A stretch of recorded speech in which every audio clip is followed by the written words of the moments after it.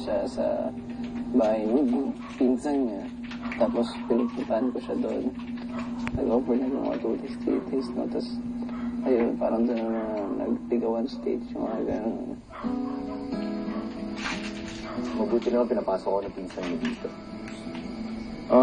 Lagi ka ba nag-overnight dito? Minsan lang. Kapag walang kasama yung pinsan ko, parang hindi siya mag-isa.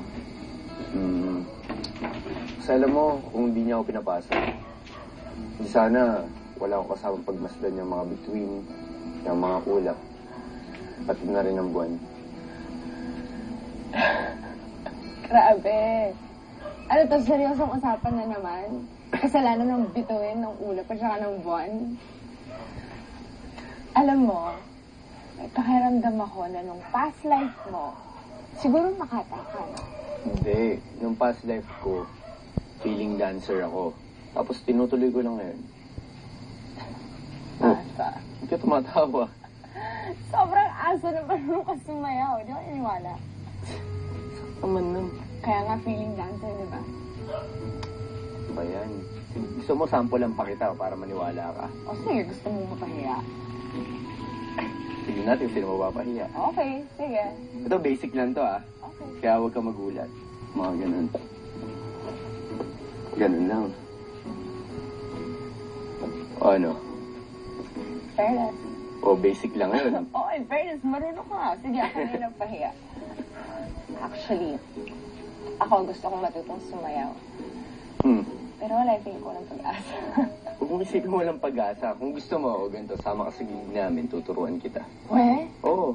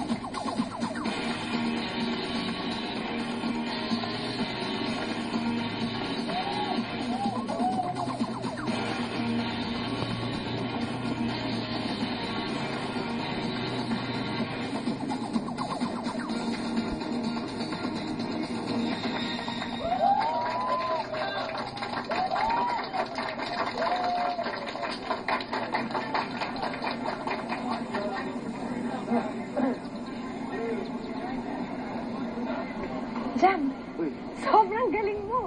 ano, nagustuhan mo yung sayo namin? Oo, as in. Kaya ako ba nagustuhan mo? Ha? Sabi ko, ako ba nagustuhan mo? Ako kasi gusto ko. Mitch, pwede ba kitang mag-girlfriend? Alam mo, kahit hindi mo tanongin. Oo.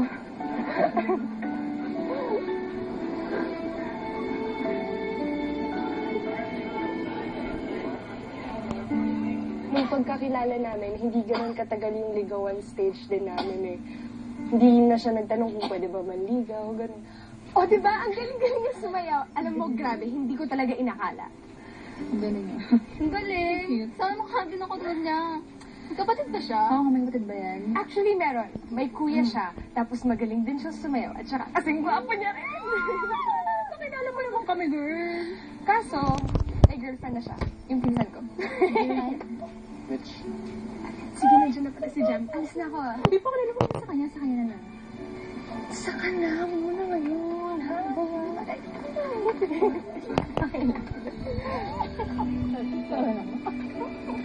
So, nalala ko, kilig na kilig pa ako dun. Pinapakita, kasi di ba magaling siya sumayaw. Tapos pinapanood ko sa mga barkada ko, sinasabi ko, galing niya sumayaw, no? Galing niya sumayaw. Tapos yun, kilig na kilig ako. saan mo gusto kumain, mami? Kahit saan. Gusto ba manood ng movie?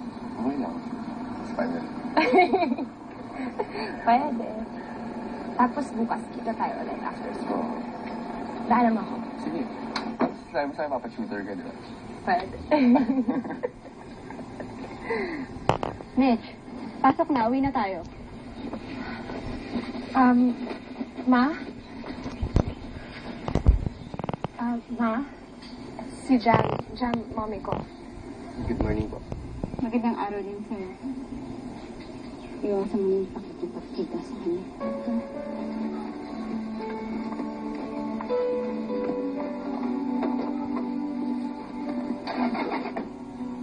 Before yung family ko, sobrang ayaw sa kanya kasi syempre yung lahat naman ng parents gusto nila yung nakakabuti para sa anak nila. Eh kasi nga si Jam before nag-stop sa school, tapos yung work, wala din siyang work doon. Eh syempre gusto niya yung nakapagtapos sana, yung Kasi dumating sa point na hindi na siya pinapayagan. Pag nakikita kami, lagi nagagalit na gano'n. Pagkasama ako, laging bawal. Tapos, siyempre nag-aaral siya. Meron siyang classmate na parang nagkaroon sila ng attachment habang kami palayo ng palayo. Ginawa ko na pala yung assignment natin sa isang subject, Mitch. Pagkatapos, tapos natin ang assignment ng project na to, ako na lang din magpapasa. Salamat bait mo talaga. Nako, ikaw talaga. Maliit na bagay lang. Basta pag kailangan mo ng tulong, nandito lang ako. Thank you.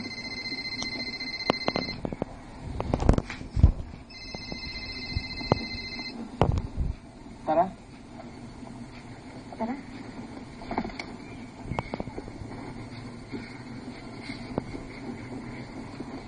Answer the phone.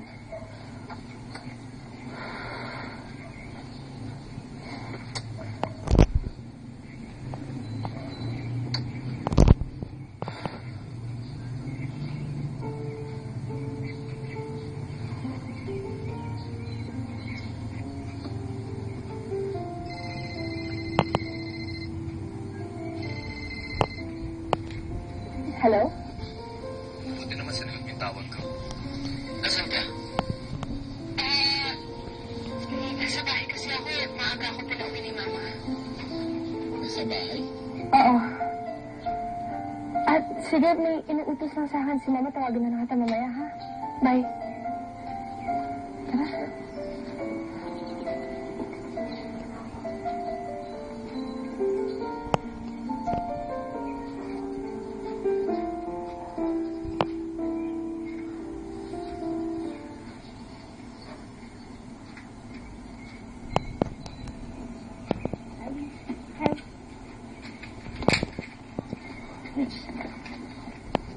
Mitch, iniiwasan ba ako? Ha? Hindi. Medyo busy lang kasi ako sa school eh. Sorry. Mitch, bakit? Anong bakit? Kasi, nung isang araw, naalala mo yung tumawag ako sa'yo. Isabi mo sa akin, nasa bahay ka. Pero nakita kaya kita nun.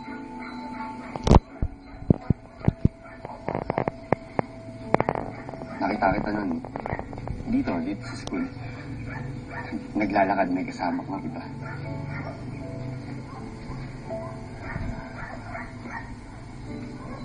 Mitch, pwede ba natin pag-usapan to? Ano, may problema ka ba? Hindi mo na ba ako namimiss? Hindi mo na ba ako mahal?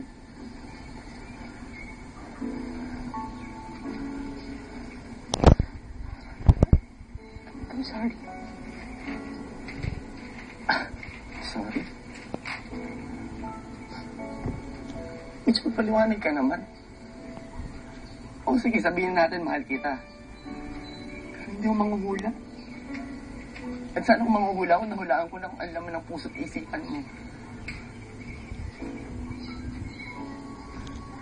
Alam mo, Mitch, okay lang maging tanga eh. Kasi mahal kita. Pero nasasaktan na ako eh.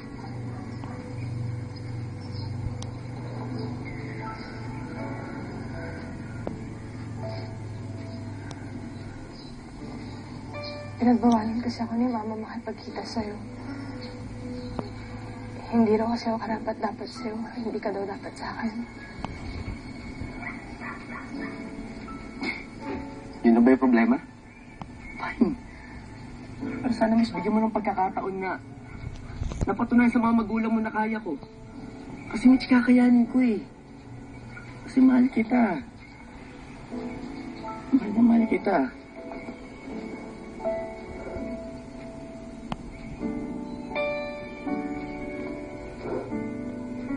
Ayun, pinaglaban ko siya. Siyempre,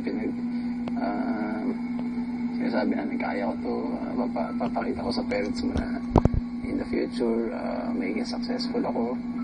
Ganon, pagbubutihan ko, papakita ko na sobrang malinis intention ko sa'yo. Sobrang habang process eh. As in, everyday, bini-workout namin.